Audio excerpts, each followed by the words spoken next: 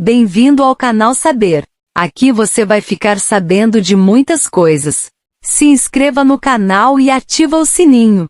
No vídeo de hoje, vamos falar sobre a situação da Argentina.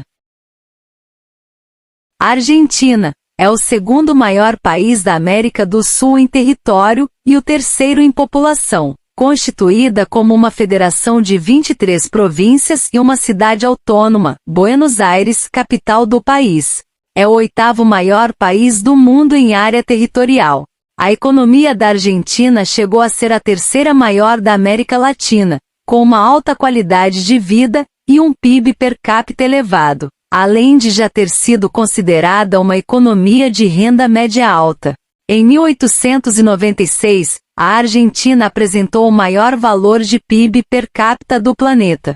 Entre o final do século XIX e o início do século XX, a Argentina era um dos países mais ricos do mundo e um dos mais prósperos do hemisfério sul. A Argentina está entre os 5 maiores produtores mundiais de soja, milho, semente de girassol, limão, pera e erva mate. Um dos 10 maiores produtores mundiais de cevada, uva, alcachofra, tabaco e algodão, e um dos 15 maiores produtores mundiais de trigo, cana-de-açúcar, sorgo e toranja. Embora seja o maior produtor de trigo da América do Sul, e esta cultura ser mais antiga, é na soja que a economia do país vem mais se baseando, assim como o Brasil e o Paraguai. O país também exporta milho, cevada, algodão, tabaco, limão, pera, maçã, e produz vinho com as uvas. Na pecuária, a Argentina foi em 2019, o quarto maior produtor de carne bovina do mundo. A economia argentina é conhecida mundialmente pelas crises financeiras vivenciadas pelo país ao longo do tempo. De fato, houve, ao longo dos últimos anos, um enfraquecimento da economia local e uma diminuição do protagonismo da economia argentina em caráter regional. A situação econômica na Argentina, que já estava ruim há algum tempo, não para de piorar. Nos últimos meses, temos visto uma sucessão de más notícias vindas da Argentina, no que se refere ao campo econômico. Por mais que Alberto Fernandes, o presidente argentino, e sua vice-presidente, Cristina Kirchner, insistem em culpar a tudo e a todos pelos problemas econômicos do país. O fato é que, foi a ação estatal que colocou o país em problemas financeiros, do qual a Argentina dificilmente conseguirá sair. As interferências estatais na economia, que sempre foram praxe no país, aumentaram vertiginosamente por ocasião da crise sanitária pela qual o mundo passou. Desde o início da crise, o governo argentino decidiu, entre outras coisas, congelar o preço da carne bovina, após ter proibido sua exportação meses antes, dificultar a aquisição de dólares por empresas e cidadãos e congelar preços de mais de 1.000 itens por 60 dias. O resultado foi exatamente o oposto daquele supostamente desejado pelo governo. Os preços não pararam de subir, e a pobreza no país só aumentou.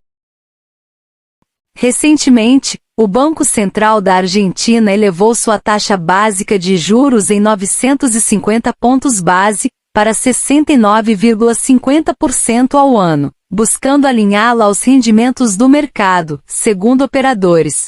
A decisão ocorreu antes da divulgação de dados de inflação referentes a julho de 2022. A taxa de referência LELIQ, para o prazo de 28 dias, foi fixada em 69,50% ao ano. Enquanto isso, a inflação no país pode superar 90% neste ano, segundo alguns especialistas. O Banco Central argentino tem aumentado os juros na tentativa de controlar a inflação e estabilizar o mercado de câmbio. Recentemente, o governo nomeou um novo ministro da Economia, Sérgio Massa. Sua longa carreira política, aprimorada ao longo de 4 décadas de ativismo partidário, é vista como chave para resgatar a economia do país, devastada por uma inflação altíssima, dívidas enormes e gastos excessivos.